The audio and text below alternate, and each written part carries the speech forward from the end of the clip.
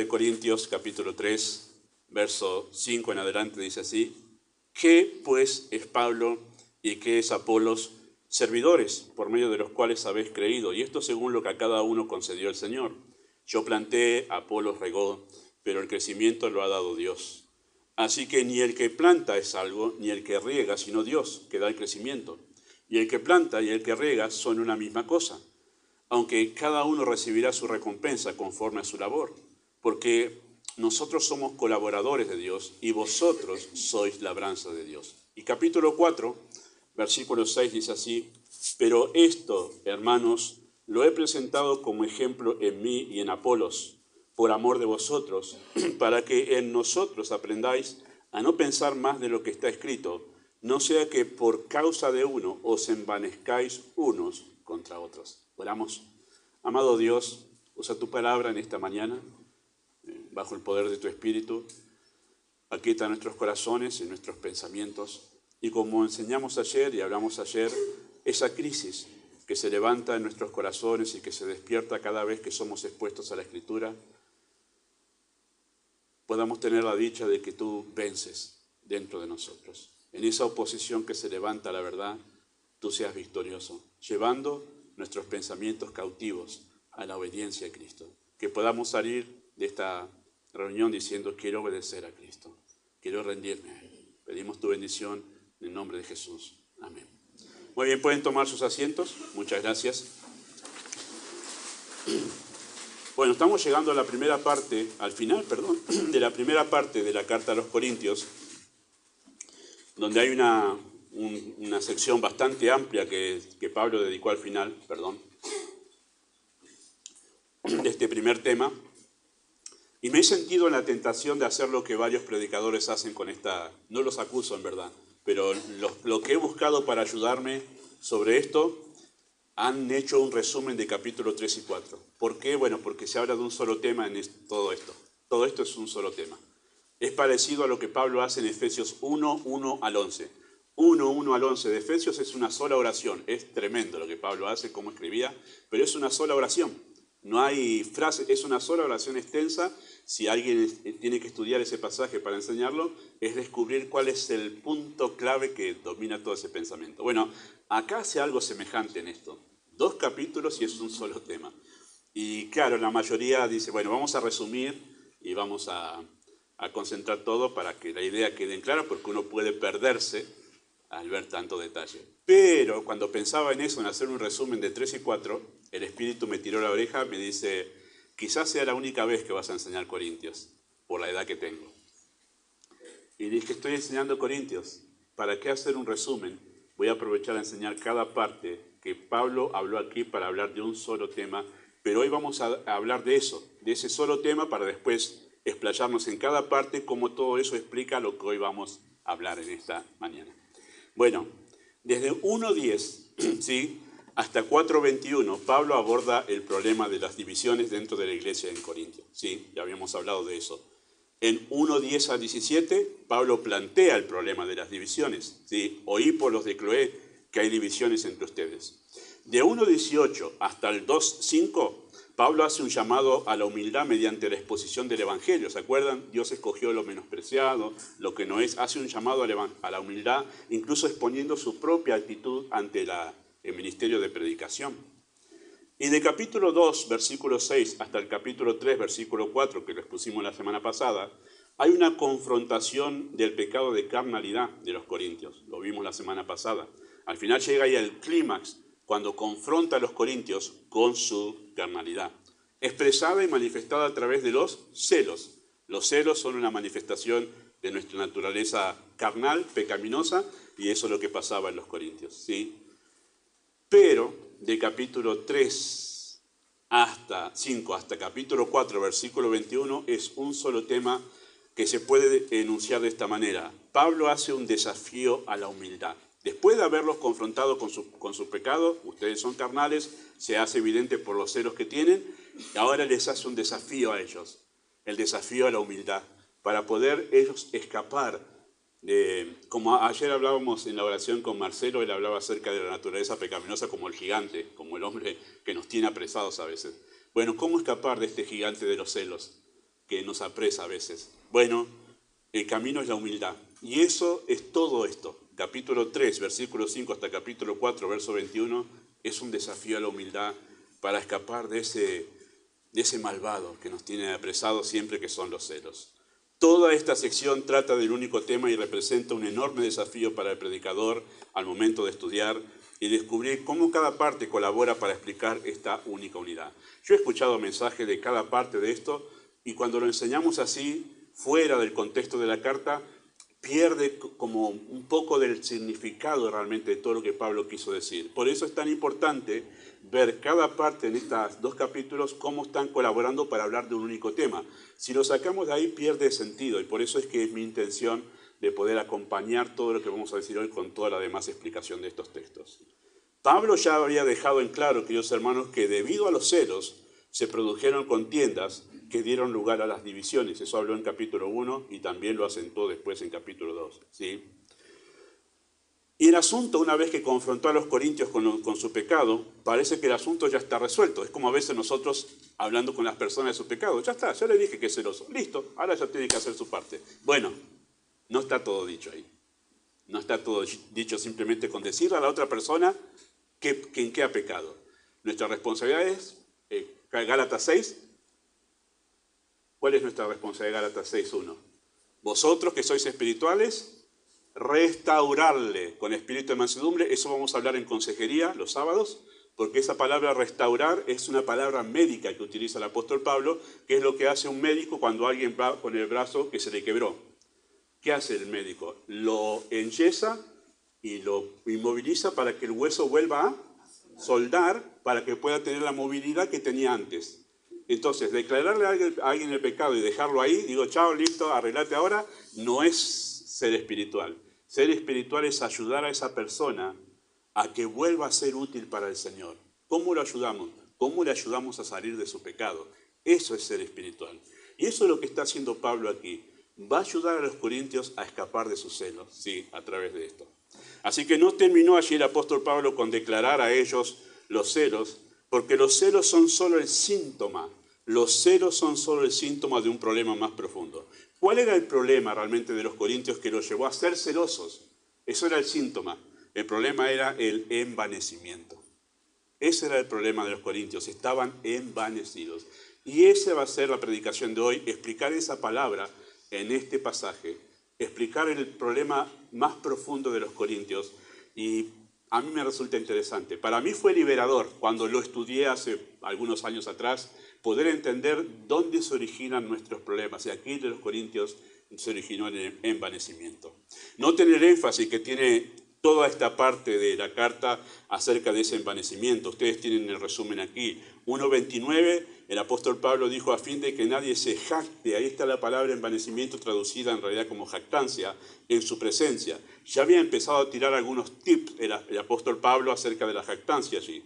En 3:18 dice, nadie se engañe a sí mismo si alguno se cree sabio. No está la palabra jactancia o envanecimiento, pero cuando leemos si alguno se cree sabio, ya sabemos que está la idea de, como decimos nosotros, está creído. Bueno, ahí el apóstol Pablo está diciendo más o menos uno. Si alguno se cree sabio, y empieza a dar una explicación allí. En 3:21 dice Pablo así que ninguno se gloríe. Ahí la palabra jactancia está traducida como gloriarse a sí mismo, ¿sí? Ninguno se gloríe en los hombres. Capítulo 4, versículo 6, que va a ser el texto que vamos a abordar en esta tarde, dice así, mañana, perdón, dice así. Por esto, hermanos, pero esto lo he presentado como ejemplo en mí y en Apolos, por amor de vosotros. Y escuchen esto, para que nosotros aprendáis a no pensar más de lo que está escrito, no sea que por causa de uno os envanezcáis. Y ahí está otra vez la palabra jactancia, envanecimiento, ¿verdad? Unos contra otros. En 4:18 vuelvo a utilizar esa palabra. Allí dice versículo 18, algunos están envanecidos, ¿sí? Como si yo nunca hubiese de ir a vosotros. En 4:19 vuelvo a utilizarla. Iré pronto a vosotros, si el Señor quiere, y conoceré no las palabras, sino el poder de los que andan envanecidos. Otra vez más utiliza esa misma palabra en griego. En 5:2 la vuelvo a utilizar. Vosotros estáis envanecidos, hablando ya de otro tema. En 5:6 vuelve a utilizar esa palabra que en el original es la misma. Dice, no es buena vuestra jactancia o envanecimiento. En 8.1 vuelve a utilizar esa palabra. El conocimiento envanece, pero el amor edifica. Y en 13.4 vuelve. Pablo está como marcando postas para decir, mire muchachos, acá el tema va a salir cada tanto que hablemos de cualquier cosa aquí en la iglesia de Corinto, porque este problema ha contaminado todas las actitudes de ustedes en su vida de iglesia. En 13.4 dice, el amor no tiene envidia, y no es, y envidia y jactancia vuelven a aparecer. Oh, dice los corintios, no, otra vez Pablo. Sí, envidia, que es lo mismo que celos, y jactancia vuelven a aparecer, porque es como el Pablo dice, mire, son amigos inseparables. Si usted no elimina el envanecimiento, no va a eliminar los celos, la envidia, ¿verdad? No se envanece. Bueno, ahí tenemos otra vez más el tema del apóstol Pablo. Hay un énfasis, hermanos, en este tema del envanecimiento, porque era el problema de los corintios, ¿sí? El envanecimiento es la evidencia de un problema de orgullo. Todos sabemos eso. Si alguien está envanecido es porque tiene un problema de orgullo. Eso lo sabemos, ¿verdad? Y el orgullo, envanecido, ¿sí?, es un problema de autoestima baja, alta. Ese era el problema de los corintios, ¿verdad? La autoestima alta de los corintios, ¿sí?, la autoestima alta me lleva a compararme con los demás, porque de ahí viene la autoestima alta. Yo me mido y digo, wow, que soy fabuloso, no soy como aquel tipo fariseo, no soy como aquel que roba, que mata, que blasfema, yo soy re bueno. Bueno, me lleva a compararme con los demás para afirmar que en mi mente, en mi corazón, soy más valioso e importante que el otro. Eso es el envanecimiento y es el orgullo, obviamente, envanecido. Por lo cual, debido a que yo concluyo que soy más importante y más valioso por lo que hice, por la apariencia que tengo, por la posición que conseguí o por lo que sea que pensemos que somos más valiosos, nos hace pensar que merecemos un lugar de privilegio y superior. Y de ahí venían las peleas, porque se empezaron a pelear los corintios. No, nosotros por haber sido discipulados por Apolo merecemos un lugar de privilegio en esta iglesia. Esas eran las peleas que había allí. Estaban peleándose por quién lideraba, los de Pablo, los de Apolos. Después vamos a ver nosotros que en realidad no eran ni Pablo ni Apolos. Pablo utilizó sus propios nombres, el de él, el de Apolos, para no nombrar a los que sí realmente habían ocasionado toda esta división. Pero se peleaban por eso. Nosotros, si nosotros somos mejores, sabemos más teología, sabemos más, que somos más lindos, qué sé yo, lo otro, pero el asunto es que se crean superiores para tener un lugar de privilegio dentro de la iglesia. Bueno, esto pasaba allí en ese lugar.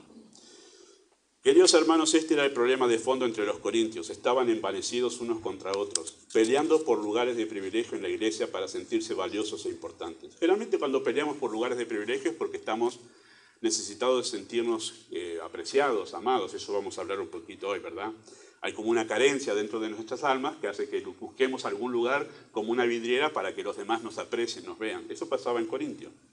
En 4.6, queridos hermanos, ese pasaje que leímos nosotros, 4.6, pero esto, hermanos, lo he presentado como ejemplo en mí, en Apolos, por amor de vosotros, para que nosotros aprendáis a no pensar más de lo que está escrito, no sea que por causa de uno os envanezcáis unos contra otros. Esa palabra envanecer, ese término griego que encontramos allí, se tradujo como envanecimiento.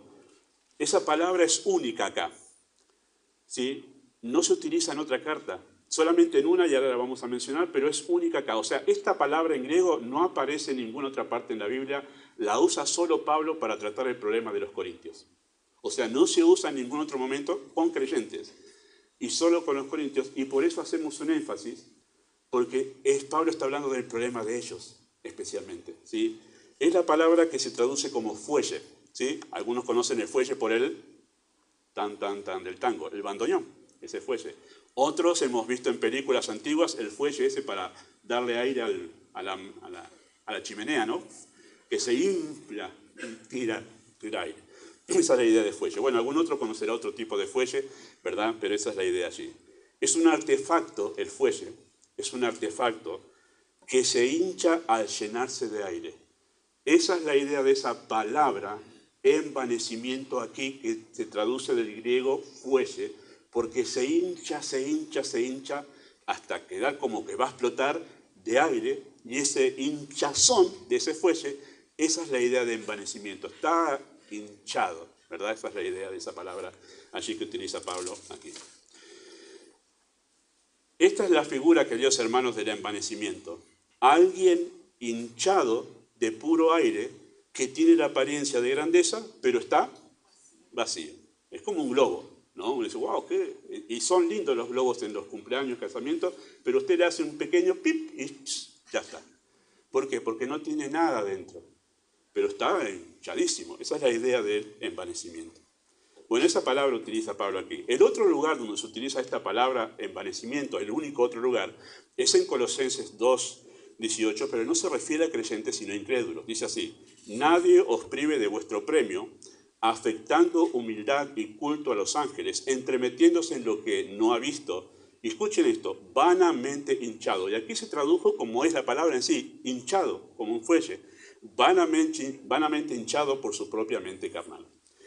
Después, todas las veces que se usa esta palabra son todas en 1 Corintios, porque era el problema de ellos. Así que aparte de este texto, solo se utiliza en Corintios en 4:6, 4:18, 19, 5:2, 8:1 y 13:14, que fueron los que vimos.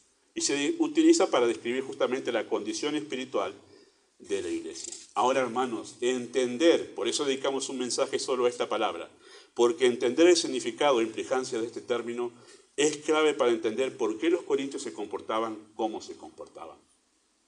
Esto es consejería. Acá encontramos en estos 3 capítulos un sabio consejero en Pablo, porque no se quedó solo con los celos. Oh, el problema es los celos. No.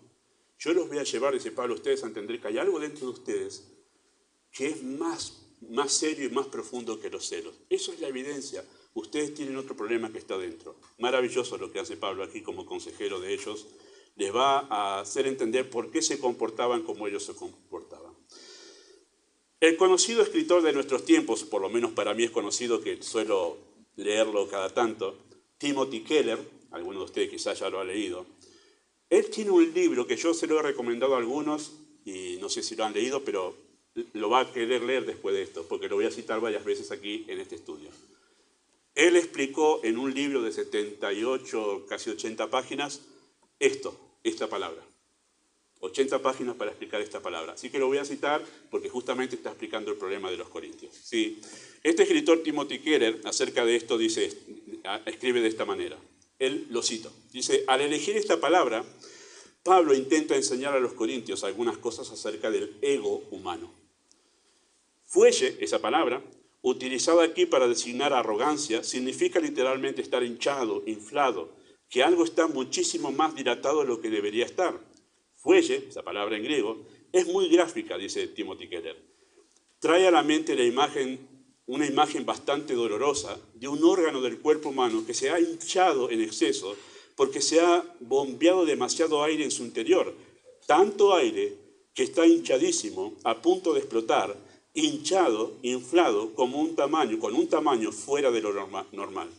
Esta es la condición natural, dice él, dice Pablo, del ego humano. Al tratarse de una metáfora tan interesante y evocadora, creo que lo que se espera de nosotros es que reflexionemos en la imagen y en lo que Pablo trata de decir.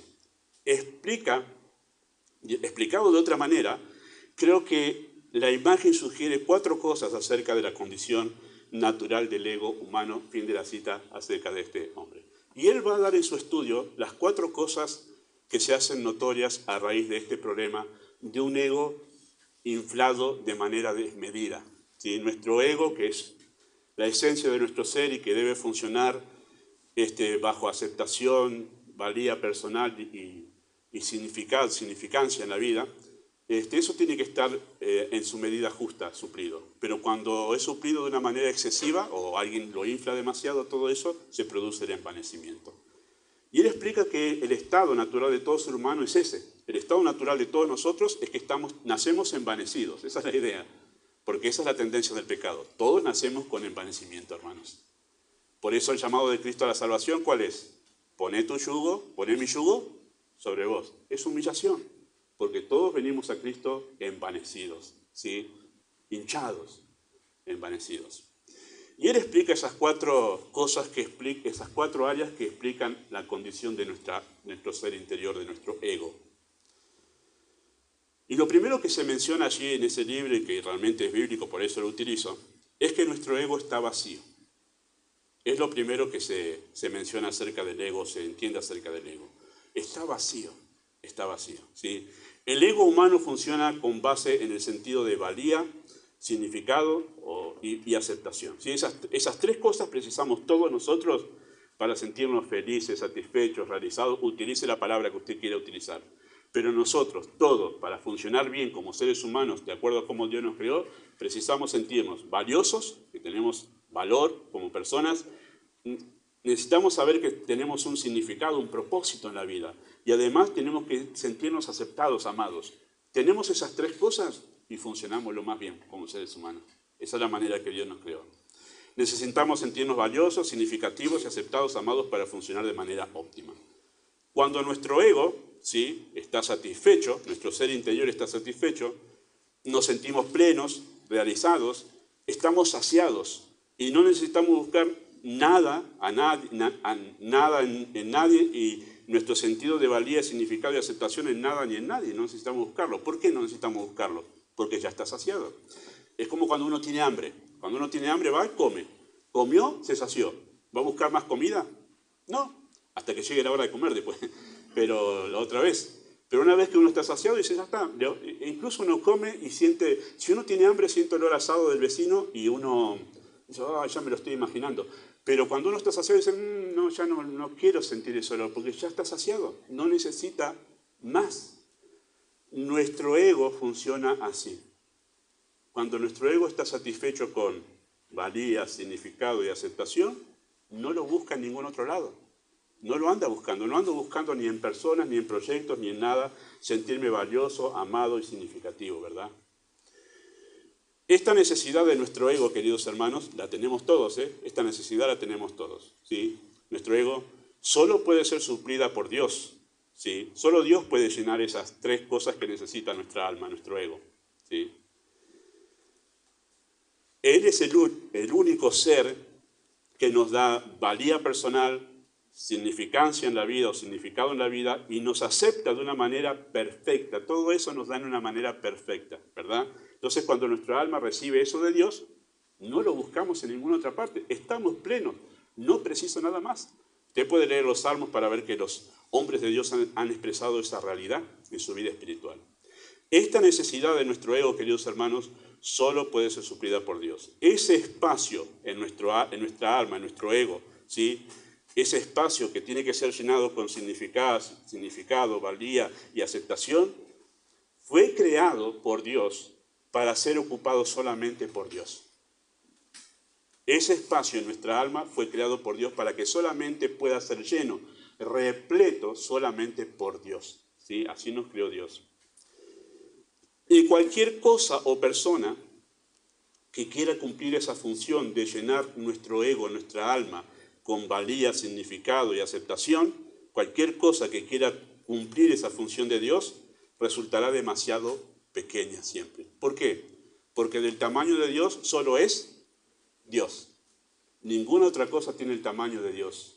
Entonces solamente lo puede llenar Dios. Cualquier otra cosa que intente o nosotros intentemos que llene ese lugar que solamente puede llenar Dios, siempre va a ser demasiado pequeño para satisfacer la necesidad de nuestra alma.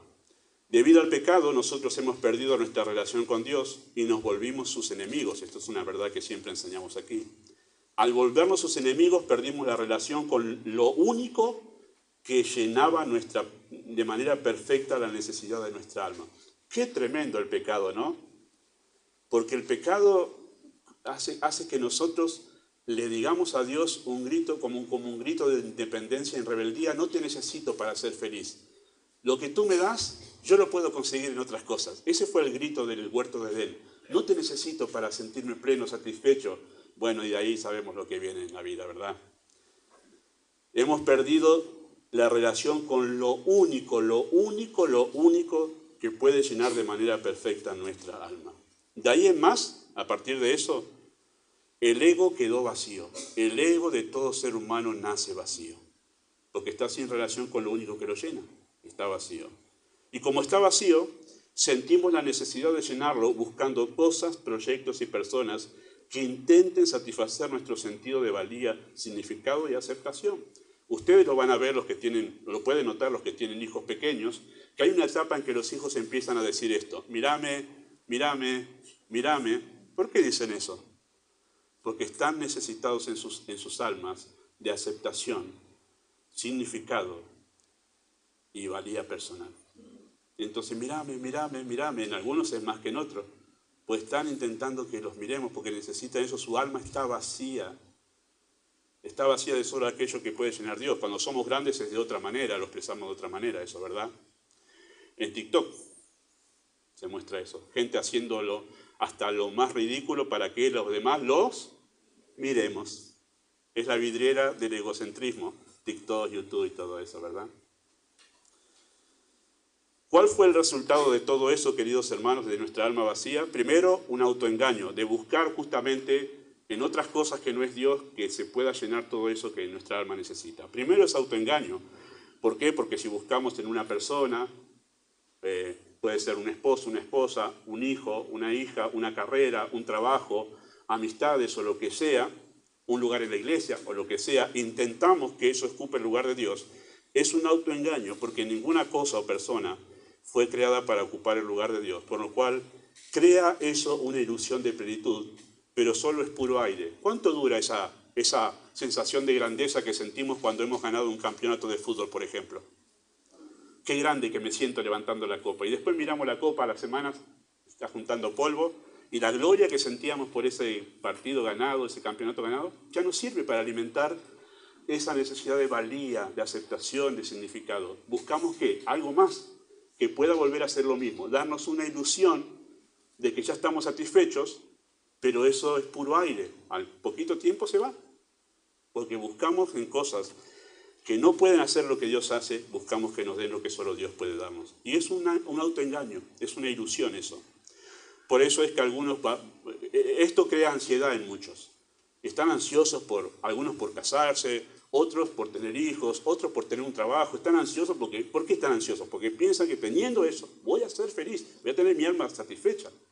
Y es una ilusión que dura muy poquito. Y lo segundo, el resultado segundo es frustración. Porque el ser mero aire, lo que trata de ocupar el lugar de Dios, produce una vanagloria. Acá viene la palabra bien aplicada aquí, es vanagloria. Es una gloria vacía, eso es vano, es vacía, es una gloria vacía. ¿Sí? No llena, da solo una sensación de satisfacción, pero luego caemos en la realidad del vacío interior una vez más. Ustedes acá podrán entender por qué tantas personas que tienen plata, ustedes dicen, tienen tantos millones, tienen ese suicidio. ¿Y por qué eso no ocupa el lugar de Dios? Wow, mirá, vos tenía una hermosa familia, tenía esposa, hijos, maravilloso, parecía la familia Engel, se suicidó. Porque eso no ocupa el lugar de Dios, hermanos. No llena el alma eso. Y no está mal tener ninguna de esas cosas, pero nunca eso puede ocupar el lugar de Dios. Sí, por eso es que hay frustración en eso. Entonces está vacía el alma humana. Nacemos así, con el alma vacía, y por eso sentimos necesidad de llenarla y buscamos aceptación de diferentes maneras y significado y valor. En segundo lugar, el alma, el ego humano en estado natural, está dolido. Está dolido nuestro ego. ¿Sí? ¿Por qué? Bueno, porque un ego dilatado, hinchado, duele, se estira, ¿no? Como cuando uno tiene un problema de hinchazón en la mano, por ejemplo. Empieza a estirarse de la manera que nos empieza a doler, empieza a causar dolor. Y un ego dilatado, hinchado, de manera desmedida, duele. Y este escritor, Timothy Keller, dice así, escribe así acerca de esto. Lo cito. Dice, a menudo nos duele el ego. Y esto pasa porque algo va mal en nuestro ego, por eso nos duele. Va increíblemente mal, dice él. El ego siempre está reclamando nuestra atención. Lo hace cada día. Siempre nos hace pensar que en nuestra apariencia, en cómo nos tratan los demás. Muchas veces decimos que alguien ha herido nuestros sentimientos, pero no se puede herir un sentimiento. El ego es lo que está herido. Mi percepción de mí mismo, mi identidad, los sentimientos están bien. Es el ego lo que está herido. Este autor, fin de la cita, este autor utiliza la ilustración en ese libro que les comento, utiliza una ilustración muy simple para entender por qué el ego se hiere fácilmente. Somos heridos fácilmente en nuestro ego. ¿Sí? Y da una ilustración muy clara. Dice, nosotros no pensamos en nuestro cuerpo, estoy parafraseándolo, ¿verdad? No pensamos en nuestro cuerpo a menos que algo esté funcionando mal. Dígame la verdad, ¿usted vino esta mañana pensando en los dedos de sus pies? Solamente, me parece que Verónica habrá venido pensando porque ella se le clavó un cuchillo ayer en el pie. Pero solamente cuando duele es cuando nosotros le prestamos atención al dedo gordo del pie. Si no, como está funcionando bien, no lo estamos pensando en los dedos. ¿Y por qué pensamos tanto en nuestro ego herido? Porque algo está funcionando mal en nuestro ego. Si no, ni le prestaríamos atención si somos reconocidos, si somos amados, si tenemos significado. Si eso está suplido en Dios, no nos interesa, porque está funcionando bien y no nos duele. Aquí es donde entendemos por qué Cristo podía responder con tanta mansedumbre ante las ofensas, ante los escupitajos, ante los que se burlaban de él diciendo, confío en Dios, líbrele, y se reían. ¿Y por qué no se alteraba Cristo ahí? Porque su ego, su yo interior, estaba satisfecho, plenamente satisfecho en la relación con su Padre. Su Padre suplía todo de manera perfecta en su alma. Y por eso es que no le hacía mella las ofensas y las burlas y todo lo que padeció. No le dolía. Y eso es lo que nosotros tenemos que llegar a entender y entender lo que le pasaba a los corintios, de por qué reaccionaron con celos, con contiendas, por qué se peleaban con todos, porque su ego había sido herido. Y les dolía el ego. Les dolía no ser reconocido por el otro grupo, que nos tengan en menos, les dolía. ¿Por qué dolía el ego? Porque no tenían suficiencia en Dios. Interesante eso. Eso va a ser el primer tramo de la sección de capítulo 3, que ellos habían olvidado de Dios, ¿verdad? Mi ego no se dolería, queridos hermanos, si no fuera porque ya había algo que estaba increíblemente mal ahí, como dice Timothy Keller. Él dice otra cosa acerca de esto y lo cito en su libro. Dice, piénselo, dice él.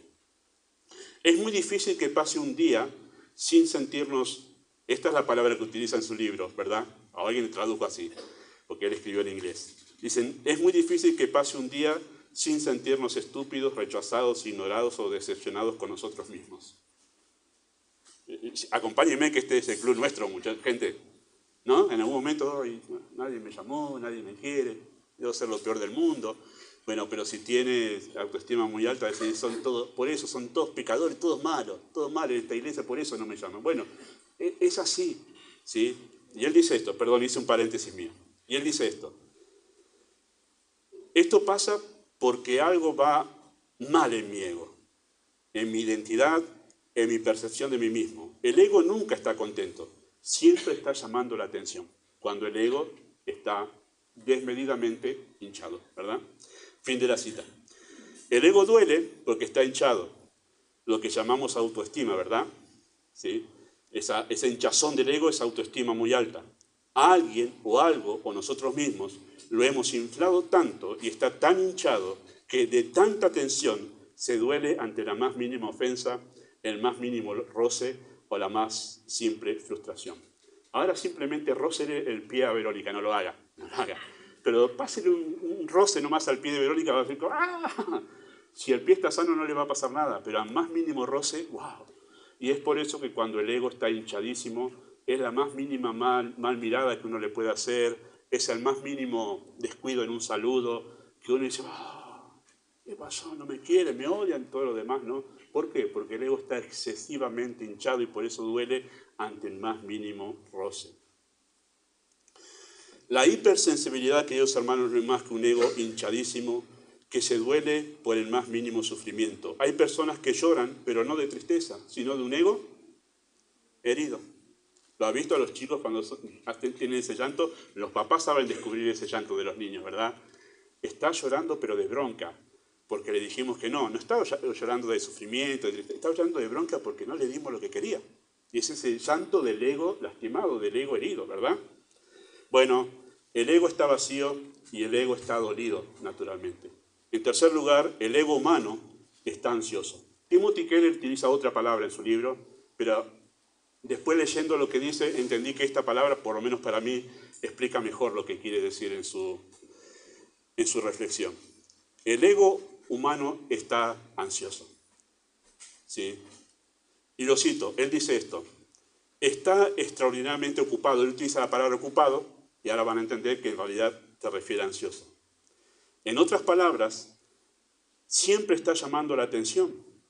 Está extraordinariamente ocupado tratando de llenar ese vacío. está enormemente ocupado haciendo dos cosas en particular: comparándose y siendo arrogante. ¿Por qué se compara siempre la persona que tiene problema con un ego inflado? ¿Por qué? Porque siempre está tratando de saber que su sentido, su percepción de valgo, me aceptan y mi vida tiene sentido, está intacto. Todo el tiempo está tratando de que eso se mantenga en equilibrio, cosa que no se puede hacer, tratando de mantenerlo en equilibrio, teniendo amistades, logrando posiciones, alcanzando algunos proyectos. Bueno, siempre trata de mantener equilibrio para sentirse que su ego está bien. Bueno, por eso está siempre ansioso. Ansioso de buscar esto, aquello. ¿Cuántas personas en verdad no se han casado ansiosos porque pensaban que su soledad, eso iba a suplir el problema que sentían en su alma de sentirse amados?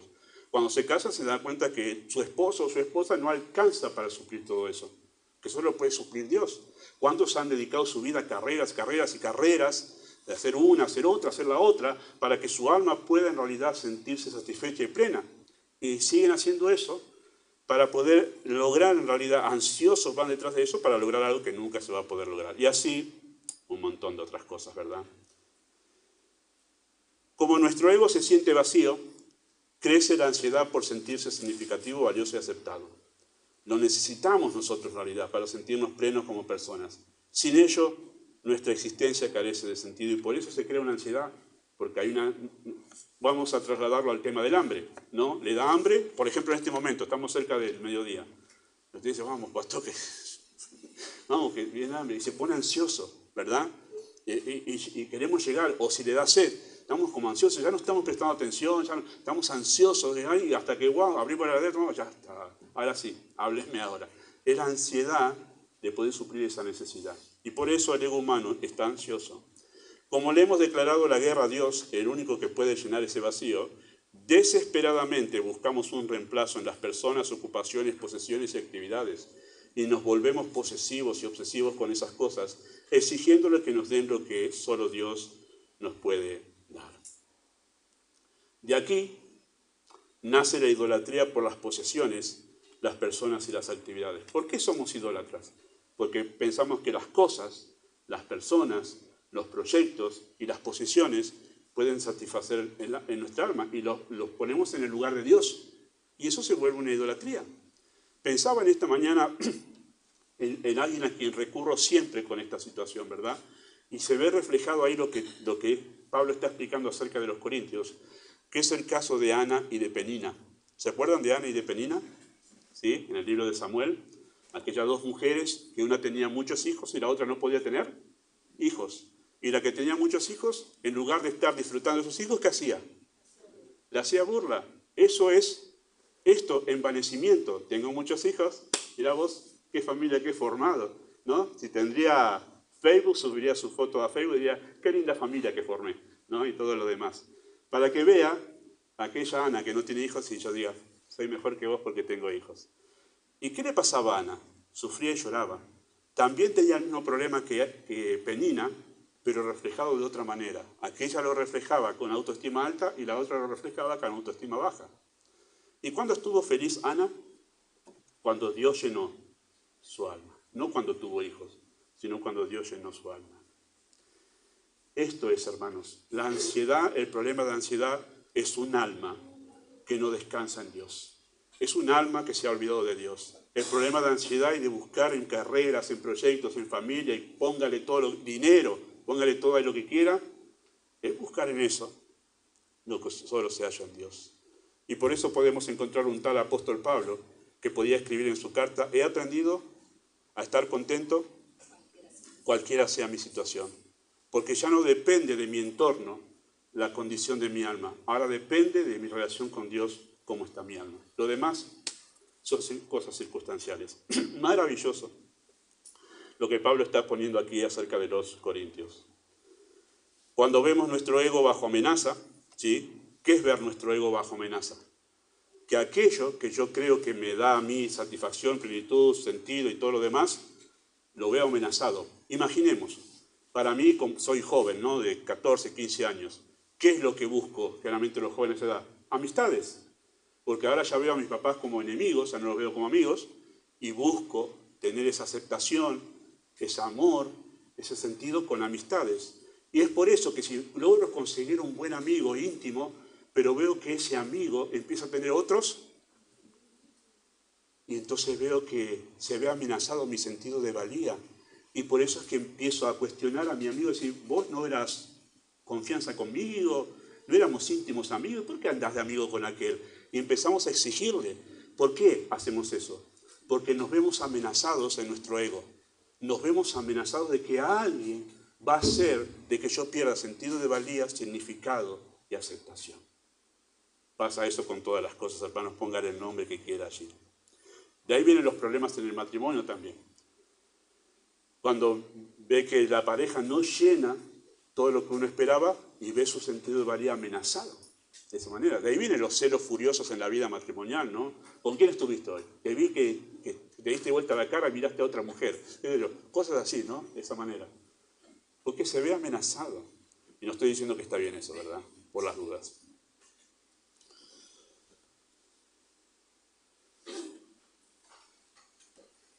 Por eso nacen los celos y luchamos por tener más que el otro y por ser los únicos que lo tenemos.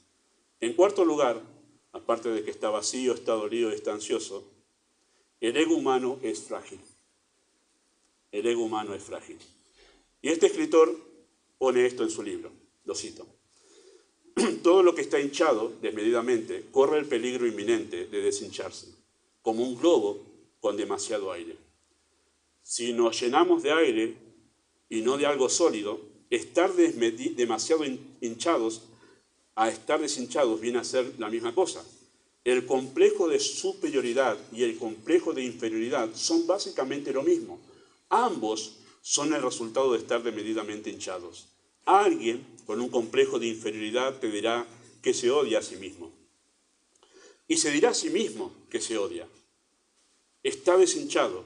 Y si está deshinchado, lo cual significa que previamente ha estado hinchado. Entonces es el mismo problema. Fin de la cita. La fragilidad, queridos hermanos, de nuestro ego se debe a que se ha llenado de algo que no puede darle sólida y permanentemente lo que realmente necesita. Somos propensos a la frustración, el desánimo, la ansiedad, la ira, los celos, la envidia, la codicia y otras emociones conflictivas porque intentamos hacer algo que solo Dios puede hacer. Solo en Cristo, queridos hermanos, nuestro ego recibe lo que necesita. Solo en Él está pleno, feliz y realizado. Esta era la causa, queridos hermanos, perdón, estoy lejos o cerca del micrófono, esta era la causa de los celos en los corintios.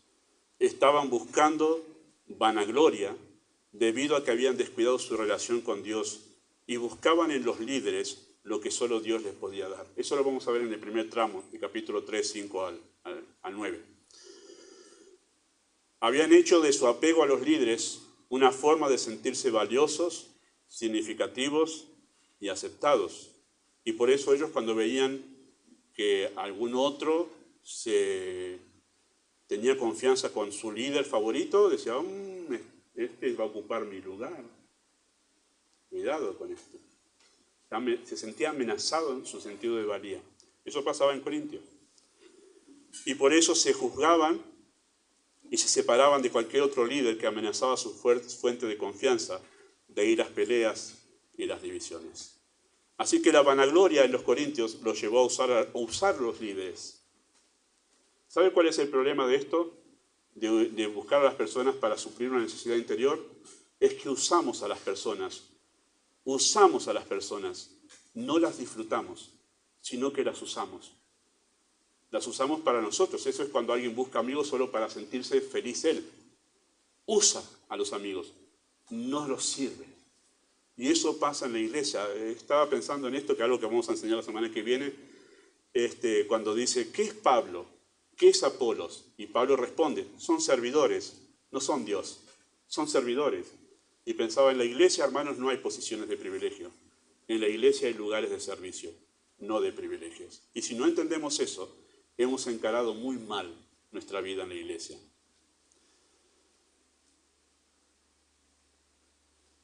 ¿Cuál es la cura para la vanagloria? Bueno, la cura para la vanagloria es todo lo que Pablo está enseñando aquí, lo vamos a ver, lo vamos a explayar, es la humildad. Y vamos a ver cómo Pablo explica eso aquí, es la humildad. Pero era necesario entender todo esto de cuál era el problema del envanecimiento y lo que significaba y por qué ellos se habían envanecido y por qué eso redundó en los celos, en realidad, para entender todo lo demás que Pablo va a decir aquí, apuntando todo el tiempo hacia la humildad, hacia la humildad, hacia la humildad. ¿Por qué? Porque es el gran redentor del envanecimiento, nos libera del envanecimiento, la humildad. ¿Qué es Pablo y qué es Apolos? Servidores.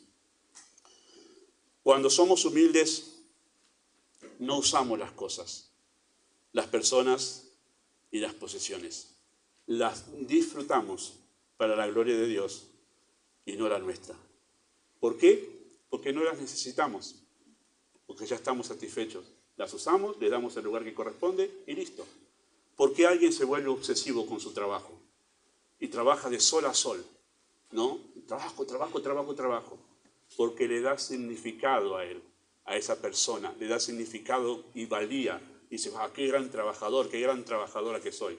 Claro, está ocupando el lugar de Dios. No disfruta de su trabajo, ni disfruta de su familia, ni disfruta de nada. Porque se ha vuelto esclavo de aquello que le da significado y valor. Lo mismo pasa con el dinero. Lo mismo pasa con las relaciones. Es exactamente lo mismo. La humildad es nuestro gran redentor de nuestro envanecimiento. Y Pablo va a hacer un llamado, no, como dice él acá, no para avergonzaros, sino para mostrarles amor como hijos amados, porque los veo a ustedes, dice Pablo, que están hinchadísimos, y eso duele. Yo sé que duele el ego hinchado. Yo quiero liberarlos a ustedes de esa esclavitud al envanecimiento. Y van a ver cómo los celos se solucionan enseguida en esta iglesia. Señor, obre, y si tú tienes este problema de ese vacío en tu corazón, que estás buscando significado y valor para tu vida en cosas, personas, una carrera, un novio, una novia, bueno, ven a Cristo y vas a ver cómo en verdad eso deja de ser un problema para ti. Y ocupa el lugar que debe ocupar. Ven a Cristo, ven a Cristo. Y si tú eres un creyente que está agobiado por el envanecimiento, vuelve al Señor. Humilla el corazón ante el Señor y vas a encontrar una gran paz y un disfrute en la relación con Él. Y podrás decir como el salmista, fuera de ti, nada deseo en este mundo. O sea, no, me da lo mismo tenerlo o no tenerlo, porque tengo todo en Dios. Amado Dios, usa tu palabra en esta mañana, obra conforme a tu gracia en cada corazón. Tú puedes hablar más allá de lo que hemos hablado en esta mañana. Y en aquella situación tan difícil, tan compleja en aquella iglesia, tan conflictiva, pueda ser usado por tu Espíritu para suplir las necesidades de nuestra alma, nuestra relación contigo. Y aquí hay algunos que aún luchan en su corazón con la ansiedad, porque sus almas están vacías, sin significado, sin valor, se sienten que nadie los ama, porque en realidad están enemistados contigo. Pedimos que tú les llames al arrepentimiento y a la fe. En nombre de Jesús.